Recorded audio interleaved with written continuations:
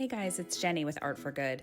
So today we're talking about the swipe technique, and I love doing the swipe technique, particularly with a paper towel. This is the easiest and quickest way for you to get cells, those coveted cells that all of us are trying to achieve.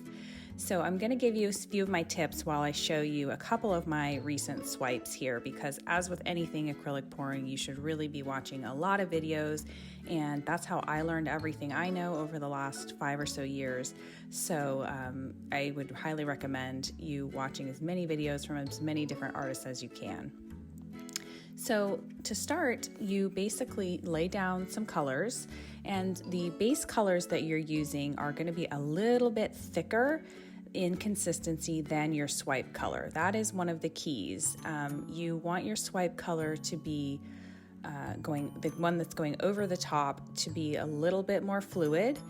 And I also put 1 drop of silicone oil in my swipe color. So this is really the only time I'm using silicone oil these days. If you have Australian Floetrol, I would recommend using that. So instead of mixing your paint with your swipe color, mixing with regular Floetrol and 1 drop of silicone oil, you would mix with Australian Floetrol. So that will get you great results as well. When it's time to do your swipe, we're going to use a paper towel in this example, but really you can use a whole variety of things. So let's talk a little bit about that. Some people use a transparency, which I have found is very easy to use. It is, those clear pieces. You can cut them into smaller shapes if you'd like to do a swipe where for example, you want the streaking look where it looks like different columns or something, then you can use smaller pieces. If you want a comprehensive look where the whole thing looks like very seamless, which is what I'm doing here, then you want to get a swiping tool or a transparency or a paper towel that's exactly the same width of the canvas.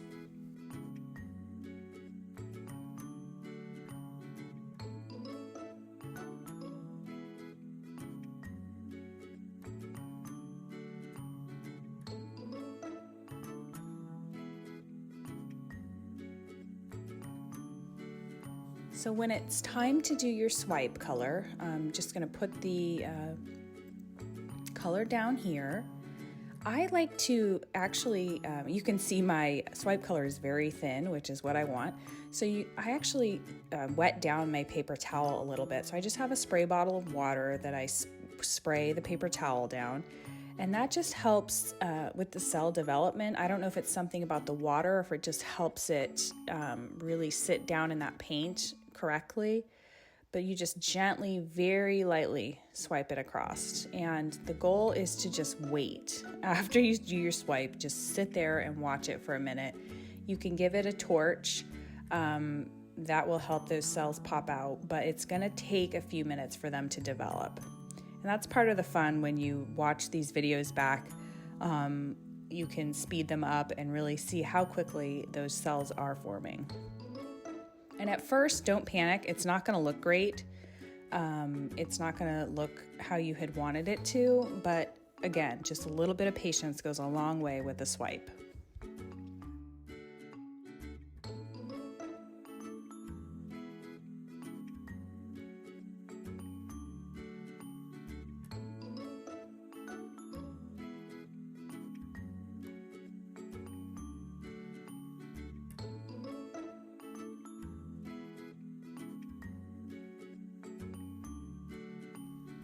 Some people also just use a palette knife to do a swipe, where you would actually just pour the cell activator or the swipe color, which, if you're wondering, those are the exact same terms. Your swipe color and your cell activator are the same thing.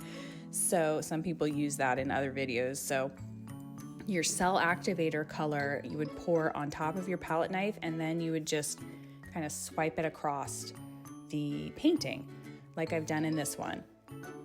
And This lets you have a little more control if you wanted to do, say, different swipe colors. I've seen some artists do both a dark and a light colored swipe color, which gives it, one piece of very interesting composition, so you might try that. If you find you have cells that if you start tilting this in any way, you're gonna lose the shape of the cells. So I would caution you with tilting after doing a swipe.